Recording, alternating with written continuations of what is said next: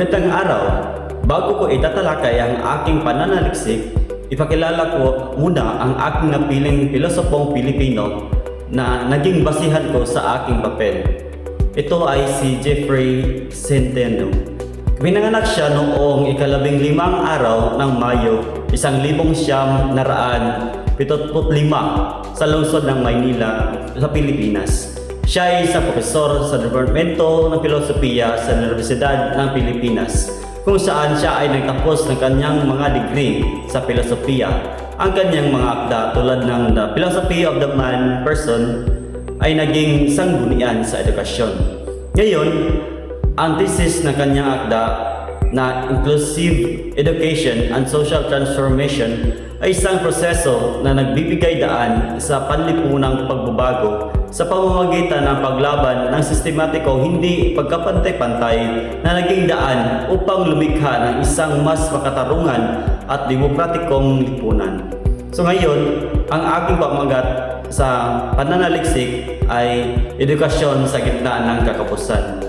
Sa aking thesis, ang inklusibong edukasyon ay isang halagang hakbang tungo sa pagbuo ng isang lipunang patas at pantay para sa lahat. So, sa aking unang punto, ang inklusibong edukasyon ay mas nagpapalawak ng ating pag-unawa kung saan ang edukasyon at ang papel nito sa lipunan. Pangalawa, ang inklusibong edukasyon ay nangangailangan ng pagbabago sa kurikulum upang mabigyan diin ang pagkilala sa mga dating hindi nabibigyan ng pansin.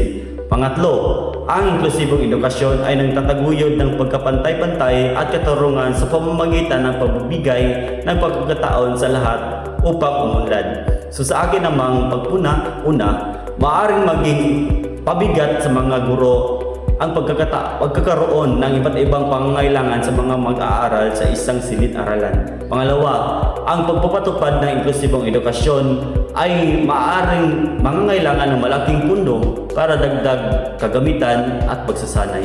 At pangatlo, baka hindi sapat ang kakayahan ng mga paaralan sa mga angkop at mahalagang benepisyo nito para sa lahat.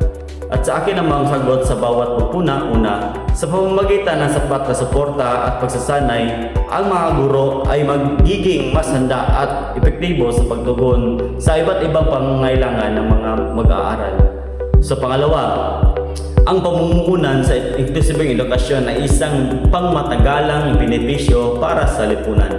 At pangatlong sagot ay ang pagkikipagtulungan sa pagitan ng paaralan, pamilya at komunidad ay susi upang matiyak na ang bawat mag-aaral ay makakuha ng pangangailangang suporta. Sa akin naman mga halimbawa, una, ang isang guro ay sinanay sa pagkakaibang instruksyon at paggamit ng iba't ibang estratehiya sa pagtuturo ay mas magiging kumpiyansa ito sa pagtuturo sa mga mag-aaral. Pangalawa, ang bawat mag-aaral ay nakapagtapos ng edukasyon at naging matagumpay sa buhay ay nag-ambag sa ekonomiya at pag-unlad sa bansa. At pangatlo, ang isang paaralan ay mayroong espesyal na edukasyon na guro ay nakakabuo ng isang komprehensibong plano para sa isang mag-aaral na may autismo. At sa akin namang pananaw, una, ang pagbibigay kapangyarihan sa mga guro sa pamamagitan ng profesional na pag-unlad ay napapatas ang kalidad ng edukasyon para sa lahat. Ang tingin sa mga edukasyon bilang isang pamumuhunan, hindi gasto, kundi ito ay pagbabago para sa lahat.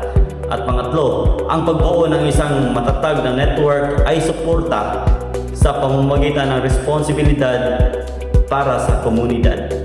Sa akin namang konklusyon, aking masasabi na ang inklusibong edukasyon sa kabila ng mga hamon ay nagbubukas ng pinto sa mas makatarungan at maunlad na kinabukasan kung saan ang bawat isa ay may pagkakataong matuto at magtagumpay. Yun lang po, maraming salamat.